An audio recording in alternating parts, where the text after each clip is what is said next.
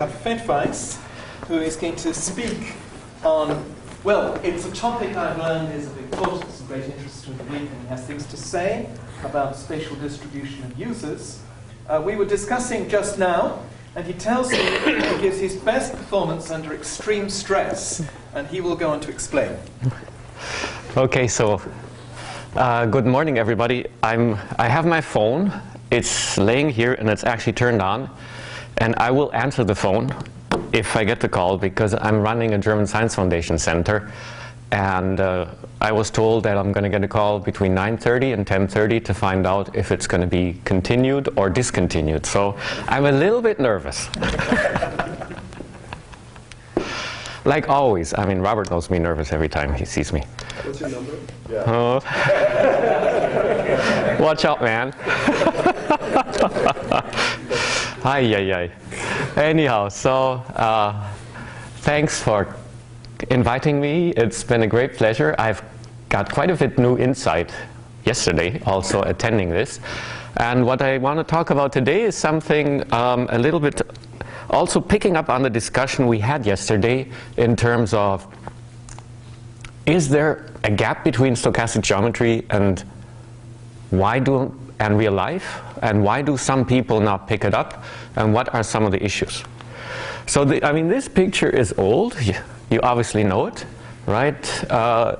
Pointing out that the left case, a stochastic geometric distribution, and the Voronoi tessellation actually is a fairly good match of what we see on the right side. And based on that, we do our nice analysis and results and whatever all. But there's one problem.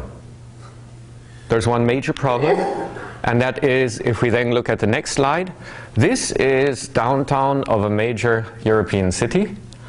And what you see base station sites. You see also the received power going from minus 50 dBm to minus 150 dBm. And you see sectorization. So every one of these black dots and black and white dots is actually a base station, and the three arrows point out in which direction do the antennas point.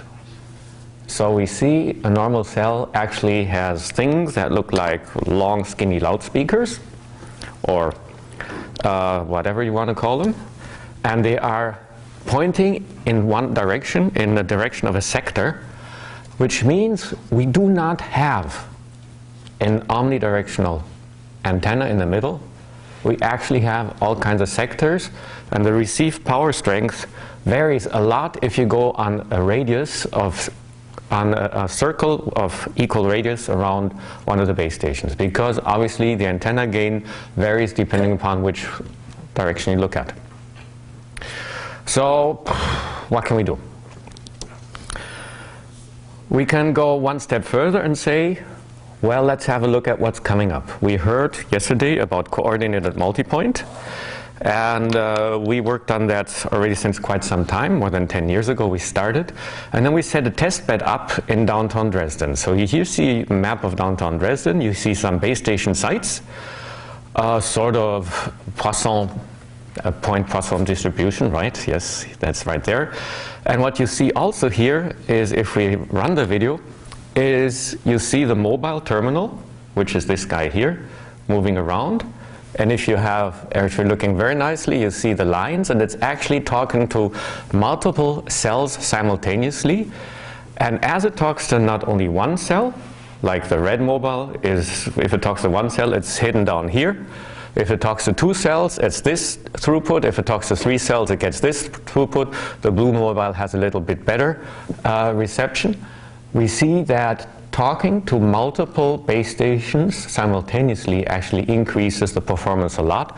And this is what's called coordinated multipoint. By doing that and doing joint detection and interference cancellation, you actually get too much better throughputs. If we say that, okay, that means our threefold sectorized view that we see in networks of today actually probably will change in near future to a more omnidirectional view, because we are going to six-fold sectorization now for densifying the networks. With 6-fold sectorization, however, not with 30-degree antenna, half power beam width of 30 degree, but possibly much wider antennas so that the sectors overlap, because the overlapping sectors can be handled by comp, by coordinated multipoint, and this way we get much improved data rates. So it does look quite overlapping. If we have a look at what happens in these cases, comp, on the bottom right you see sort of an antenna model, and you see it is not just r to the minus beta kind of path loss distribution, but we see angular differences all over the place. But if we then have these antenna beams overlap, and you see they have power beam width in degrees, and we see a 3-fold sectorization is the red case, with the dashed line being no cooperation, the solid line being Wiener filtering, and the red solid line with the dots is dirty paper coding. We see actually big rate differences. From a 3-fold sectorization, we increase almost the rate 3x by going to 6-fold sectorization, another almost 2.5 to 3x if we go to 12-fold sectorization. And if we look then at how big should the beam be, we see actually no cooperation. Yes, we should be around 35 degrees half power beam width to get the 60-degree sector opening sort of reasonably well covered and not having too much overlap. But if we turn on coordinated multipoint, we can get much improved. The Jane's index is the fairness in terms of how fair is the network and how basically equal is the performance over the whole cell. And then we get to fairly flat curves, which means we do have a radial model of our cell with these kind of systems once we go to coordinate multipoint. And the good news is the stochastic geometric model that makes almost no sense in a 3-fold sectorized setup does make sense once we get to these overlapping cells. Then we took this to our Dresden downtown testbed, and here you see basically the antennas. They look like these loudspeakers here. You see the antenna pointing in the 300 degree, the 240 degree, the 180 degree, and they are distributed over the rooftop of this building. It's a student dorm in downtown Dresden. And if we then look at what comes out, we see, however, something also very seriously happening, which is obviously if we have C equal 1, which means our comp cluster size, measured in the testbed, we see the signal to interference ratio, because we have angular separation, is very nice. And we have a fairly reasonable signal to interference ratio, gamma C. However, if we then increase the cluster size, our signal to interference ratio starts degrading, because now all the different sectors have to carry my piece of information. So even if I have an orthogonal signaling, like OFDMA, I have to ask other sectors to transmit my slots and my frequencies, while that sector is also carrying some other information in those slots and frequencies, so the scheduler cannot keep everything orthogonal, otherwise capacity goes down. So that's why we actually start seeing massive interference within a Voronoi cell. So the good news is, yes, we will see 6-fold overlapping sectors pretty soon. By the way, that's also very good news for the people that build the equipment, because if you take today's 65-degree opening antennas for 6-fold sectorization versus a 35-degree opening antenna, 35-degree opening antenna means it's half as wide and twice as heavy on the rooftop. So you can use the small antennas that we know of today and actually make 6-fold sectorization happen, and it's better performance. So we get much better performance, and each site can then be treated as omni, which is good news for us. But while we have intra-site of a cluster, inter-cluster and inter-site interference to handle. Taking that, yes? So I didn't quite get, why do you then want to have overlapping sectors if the overlapping sectors cause this kind of interference problem? Because the interference is handled by the Wiener filter, or in theory by a deep dirty paper coding system, and we get these gigantic capacity gains. because you do joint detection based on that. Yeah? So the SIR you're showing on the next plot is like the sort of pre-detection SIR. Pre-detection SIR. Yeah, so, but we do see another question? Yeah, so what is your definition of correlated shadowing? Could you explain it to me? So do you have two I mean, in terms of gain, you were in the earlier slide, or no? This one? Like the last slide. Last slide. Yeah, okay, so Yes. you have these two B and C. So Yes. So here you see the field trial, right? You see basically the similar kind of situation. Here you see uncorrelated shadow fading. That means each sector is completely uncorrelated. And this is with correlation, such that actually if I'm turning around the corner, typically what happens is multiple sector connections start fading simultaneously, so there's a correlation factor involved. Okay, so now let's have a look at the problem statement. So the question obviously is, can we take our current day's model and incorporate some kind of interference, not only of other base stations, but actually within a Voronoi cell to make sure that we have this as well. So we have to basically extend Jeff's simple model. We have macro base stations. Obviously, they're one point process with a base station's lambda b, intensity lambda b. We have a second homogeneous user process with lambda u. Typically, lambda u should be larger than lambda b. The user should be higher density than the base stations. And then basically, our cell is defined that we are looking at the area where the SINR is larger than a threshold.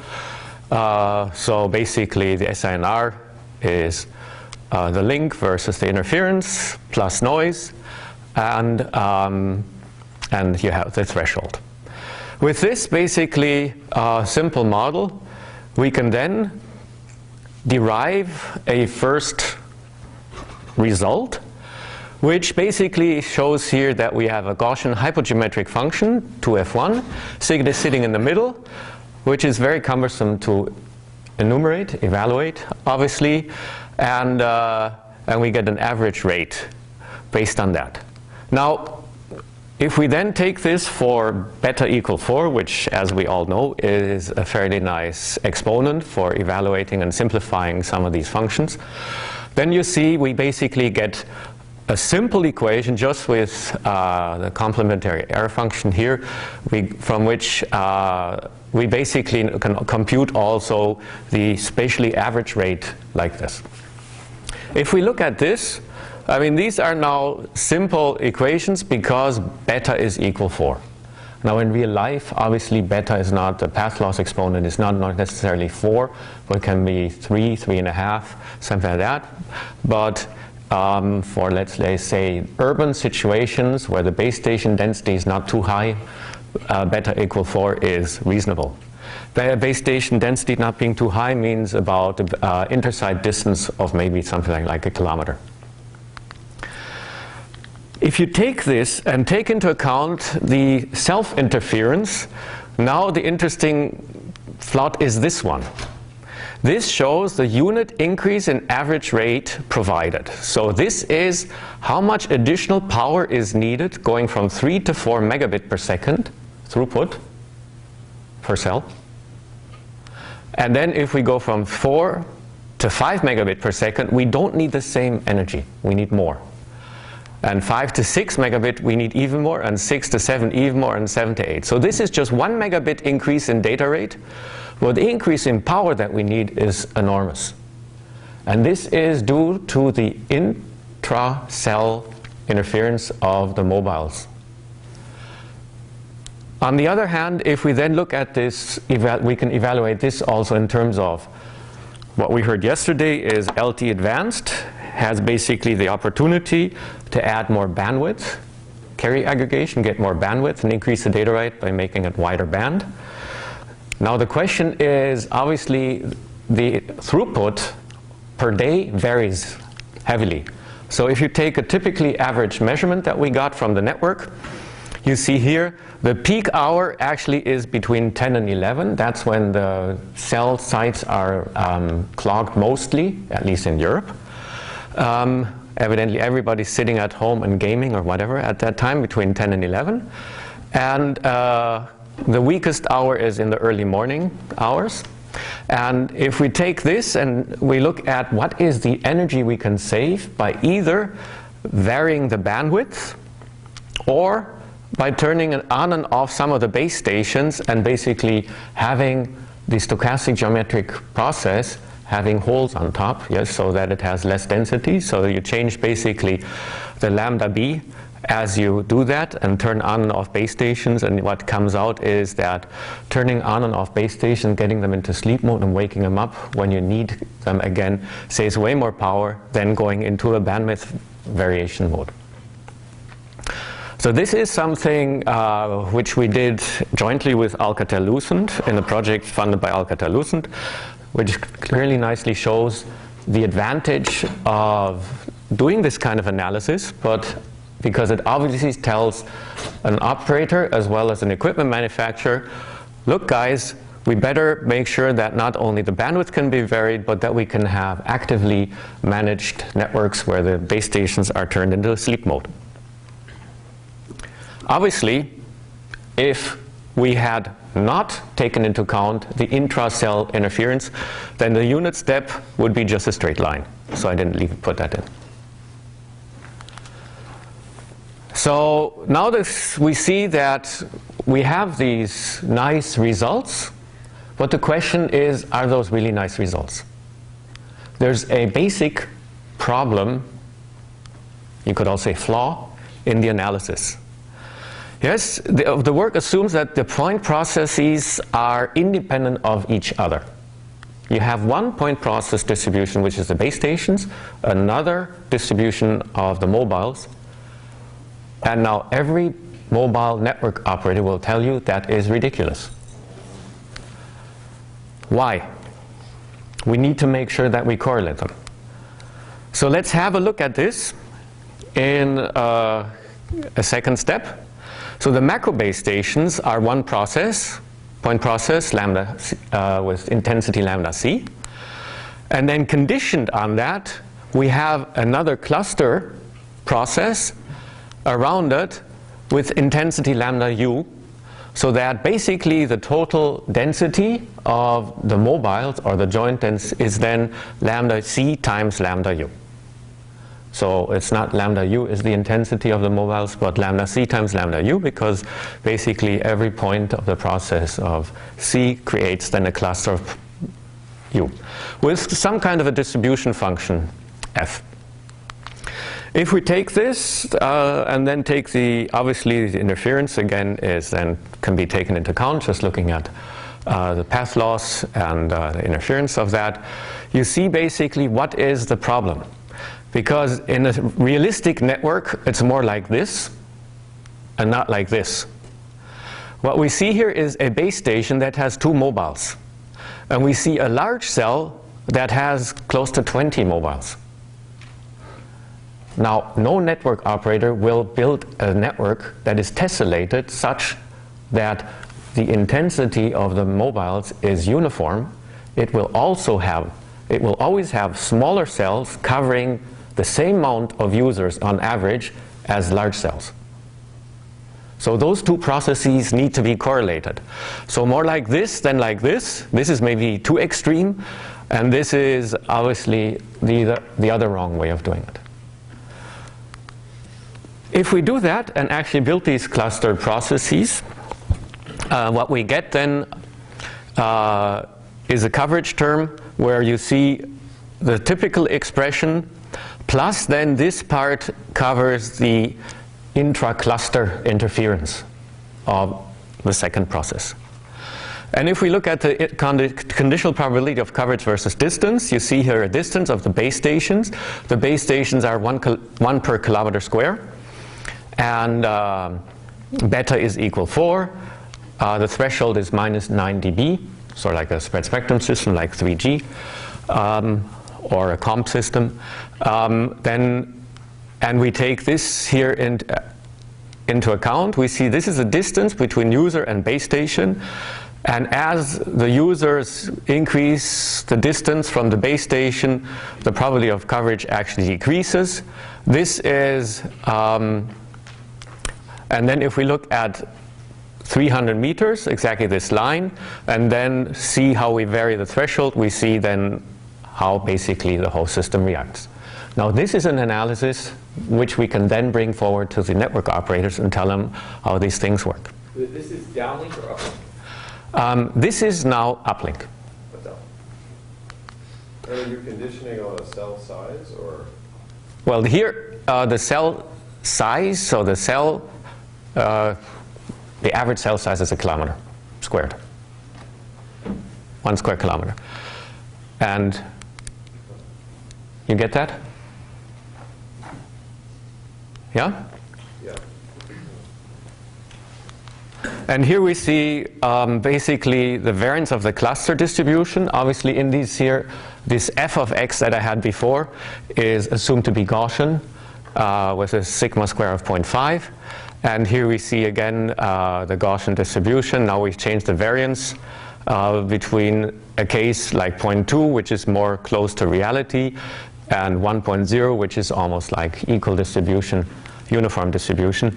And you see here the big difference in intensity of the mobile terminals, lambda u, which is, again, it's lambda u times lambda c is the total intensity. But lambda c is 1 per square kilometer, so lambda u times lambda c is the same as lambda u in this case. And so we have then here, you see as the intensity increases, we see that the system actually starts crashing because of the intra-cluster interference. And this is measured at 0.03 kilometers, so at 30 meters distance of the base station. And here you see at 300 meters away from the base station, so more center of the cell, where we see that basically if we load the cell with 50 users, the probability of coverage decreases almost to 0. But in all these figures, you're showing, 10% or more blockage, right? Yeah. So, I mean, the carriers can't be happy with that. No, that's why you have to make sure that you choose exactly the parameters that are needed. But I mean, obviously this is a full buffer model. So lambda u equal 5 means actually 5 users are continuously transmitting to a base station on the same resource. So that is a fairly densely used system already. But even there, you're showing 83% at best coverage, right, on that left diagram. So Right. Again, no matter how you're choosing the parameters, you're getting high blockage, right? Yes. Okay. Yes. You said it's uplink, so what's the power control? That seems kind of crucial here, right? The power control? Yeah. This is no power control. So this is just a fixed Right. power mobile. So. Yeah, that's exactly right. So that is the next issue that needs to be checked, is to turn on power control to make sure that you then have that incorporated as well. Okay, so if we then integrate over the area, we take the conditional R away, basically we just integrate over the area. Then you basically get these kind of plots. The probability of coverage then changes as the base station intensity increases. Basically, we get too much interference at some point in time, and you see this curve. This is the same curve, by the way, the same plot, just twisted by 90 degrees in the one case versus the other. So what you see here is obviously, if I go farther, if the base density increases, I first with these kind of reasonable user intensities, I get an increase in probability of coverage, and then as the base density increases too much, then it decreases again due to the interference. So finally, we then have to take this to a next step, and this is only some preliminary result. Taking this to heterogeneous networks, meaning we have macro base stations and cluster centers. Then conditioned on that, we have microcells, yes, which are sort of clustered because, again, if the tessellation of the macro cell is done such that big cells have the same amount of traffic as small cells, then the chances of a big cell having 10 microcell stations is also the same as a small cell having smaller cell having microbase stations. So that's why we have the microcell now conditioned on the cluster on the process C. And then we again have to build the interference, but now that means obviously the intensity of base stations is lambda C plus lambda C times lambda M. And in this case, we now have some first results, which, I mean, if I look in the mirror, I have to say, okay, this is only some first result, but this is not really something that is the final result, because what do we have to do? We have to make sure that the mobile intensity is uncorrelated to be able to get some reasonable results at this point in time. So again, we have this kind of a tessellation. We have the tessellation of the Voronoi cells based on the first on the macro base stations. Then we have micro base stations clustered closer or farther away around the macro. And then we have uniform distribution of the Poisson point process of the mobiles, which, as I mentioned previously, is not such a realistic case. So now that's the same figure you showed before, but now the green dots are small cells? Right. It's exactly the same figure. It's just the same processes. It is this process, the Poisson point process, and the microbase stations is again a distribution with F. It's exactly the same equations, same distribution, same condition, same everything. But now both processes are base stations. The one is macro base station, the other is micro base stations, and the users are now a third Poisson point process, actually a second Poisson point process, as a uniform process sitting below. Yes? Would you expect that kind of deployment of microbase stations, or would you expect them to be at the edge rather than? Yeah, the good news is the derivation is for any kind of F. Yes, so we can now plug in whatever kind of F. If you want it to be sort of a donut F, then you can plug it in there. So far, I mean, the results that I can show are just based on Gaussian so far. Yes, but you're absolutely right. You see here, it's just a generic F, what comes out of from the equation points of view. And then if you take the unconditioned, but over the whole area, and you can generate basically the results on the probability of coverage.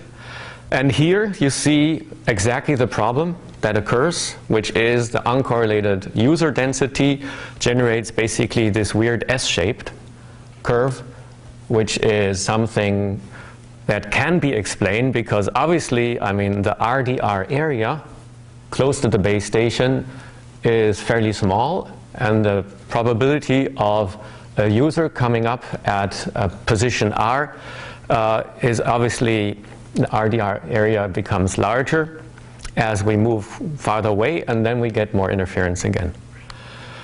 So we see this probability of coverage. Here you see the base station microintensity and the distance between user and base stations. So the expressions are generic. The results that I showed were for the Gaussian distribution of the of the cluster process. So that means we need to basically have a look at this in a further way. Okay, I'm going to ask you Yes. that for our model. You know, so why we don't have any evidence that the small cell deployments follow this kind of model that you're advocating. And as you know, in the absence of information, you should just assume the simplest thing, right? Which is what we assume, which is that they're independent Poisson processes. This results in some of the small cells being near the macros, some of the small cells being near the edge, some of them clustered, some of them not. It's very neutral. And also, as you know, it's very tractable. So but the user density has to be correlated to then all the cells. If that is not correlated, you get this weird S-shaped behavior, or whatever kind of behavior always, which is not really interpretable for an operator. That's exactly the issue. Because you're deploying microbase stations where there are no users. Well, but then you just assume that there's, I mean, yeah, so then the SIR distribution is just a spatial average. So that to compute rate, you then need to know where the users are, right? Because you can't serve rate to anyone who's not there. But so that's really more. And also to get a quality result in terms of coverage, because it's not coverage in terms of aerial coverage, it is per user coverage, instantaneous per user coverage averaged over all possibilities. You see the problem? Well, I mean, yes, if you don't have a user there, you shouldn't put a small, you don't have users there, you shouldn't put small cells. But you can kind of say that, like, all right, here's an independent distribution. This just happens to model where the users would be. I mean, otherwise we're back to just having to run huge simulations. No, you just have to do the math. I don't know. Hey, so maybe Yeah? is what you're saying the following, that even the SAR distribution from this sort of independent model should be average, should be biased towards where users are. So you don't take the spatial average. Should be biased spatial average. Yes. Condition of user location. Yes. Is that basically what you're saying? Yes. And what I'm saying is we don't know where the users are. Yes, we do, because that's where we place the microbase stations. Okay. We would never place a microbase station where the chance of getting a user is the same as where there are no microbase stations. Fine. But again, so for uplink and downlink, it's different. For downlink, it's just these base stations just create this soup of signals, right? And then we can take a spatial average. That's the SIR. That may not be the SIR that the typical user experiences for the reasons you're saying. But uplink is then different because these guys all interfere with each other. But yes, I don't know. I'm not totally sold that this is necessary. I am totally sold that it's necessary. Oh, well, we can take the discussion on and on and on. So I'll skip this now. You can basically then, if you look at this, what is the interference, and you build an estimator, and then you can show that actually the interference, even though we have this correlation, takes on a Gaussian shape. And you see the mean and variance here very close. So in conclusions, because I think we're running out of time and I'm waiting for my call, the reality is base station terminal distributions are correlated processes, yes, and they're not uncorrelated processes, and we have to make sure that we take that into account. That's sort of one of the big messages I wanted to bring forward. We have some generic results on intra-cell interference, adding that to the equation because that makes a lot of difference and that is important, and you saw sort of the energy results on that on our Alcatel-Lucent project. And then we have some generic expressions for heterogeneous networks and for the correlated chains. Now obviously the open challenge is we need a correlated distribution of mobiles to base stations and correlated distribution of mobiles to micro and small cells. And jointly it's the joint mobile distribution or terminal distribution. And this is a big open challenge because so far we have not been able to crack these equations, but happy to learn more about that. And obviously then if you look at these expressions, they are still fairly cumbersome and fairly complex, and they can only be simplified for beta equal 4. So there's still the open question, can we sort of have beta equal 3 as a second instantiation or some other beta factor that is closer to reality as something where we can also come up with some simple expressions and then provide these to the community. With this, I want to thank you.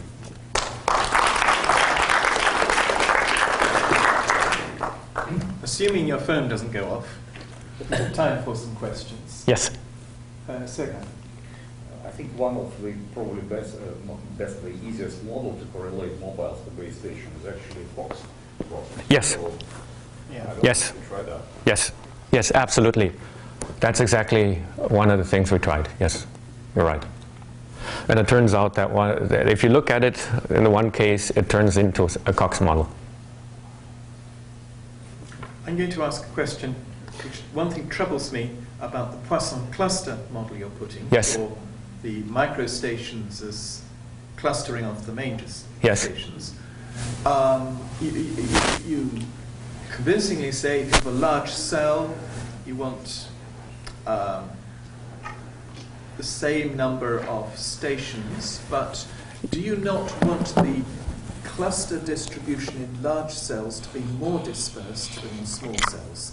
You're touching a very good point, yes. And this, I mean, it's not going to make things yes, simpler, yes, but it is the same weakness as you asserted for the other case. yes. That is a very good point, and that is absolutely true. The good news is, I'll just use the whiteboard. You know, I'm a blackboard guy. So, I mean, if I'm in I can draw on this. It's not permanent, yeah? Otherwise, it's permanent. Who cares, right? If I take a large suburban cell, yes? I'm drawing in a circle, sorry. And you have then the downtown area, right? So here there are only a few houses, so the chances of having like 2 micros is the same as having 2 micros here. Yeah. You get that argument. So the problem is, yes, you're right. So what I would actually need, I need a variance that varies depending upon the current Voronoi tessellation, right? On this average radius of each and every one of the cells. However, if I say I have a radius of whatever, a little bit larger than a small dense urban cell, yes, and these big cells, then I just get the clusters here in the middle. I'm probably already okay in terms of coming up with some results, rather than saying I really have to make this too difficult. Because then these clusters, the clustered process around the point, actually is too large, but it clusters into other small cells, so who cares? So what you're really saying is you want a clustering which is adaptive to the local fluctuations of the overall Poisson process, and you want to be able to calculate things simply and easily. Any other questions? Yeah, so I've seen pictures of user mobility for the Fête de la Musique in Paris. And so there are indeed hotspots, but they are not centered on the antennas.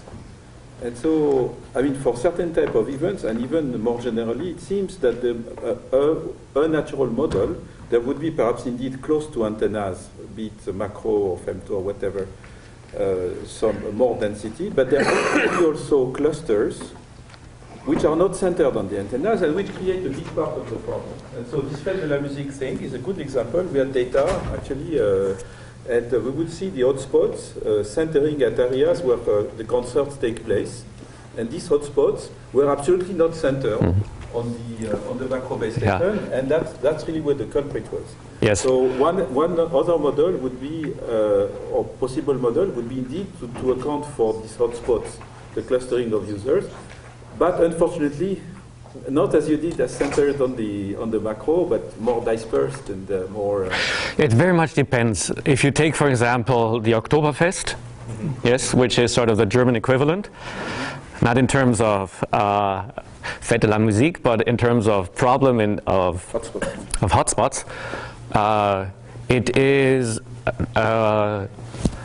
super dense amount of hotspots, and that's the hottest traffic that you can have in terms of capacity per square kilometer, or per square meter, you almost have to say in that case.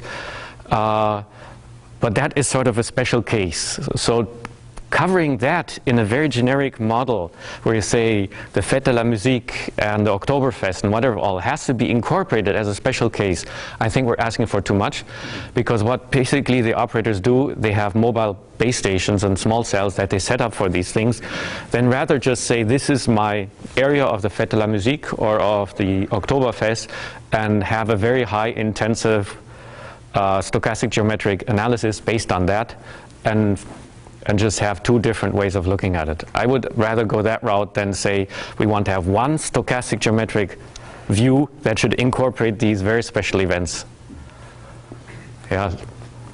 Thank you. I think we'd better close now because the program moves on, but it's clearly been a very stimulating talk. So let's thank Gerhard.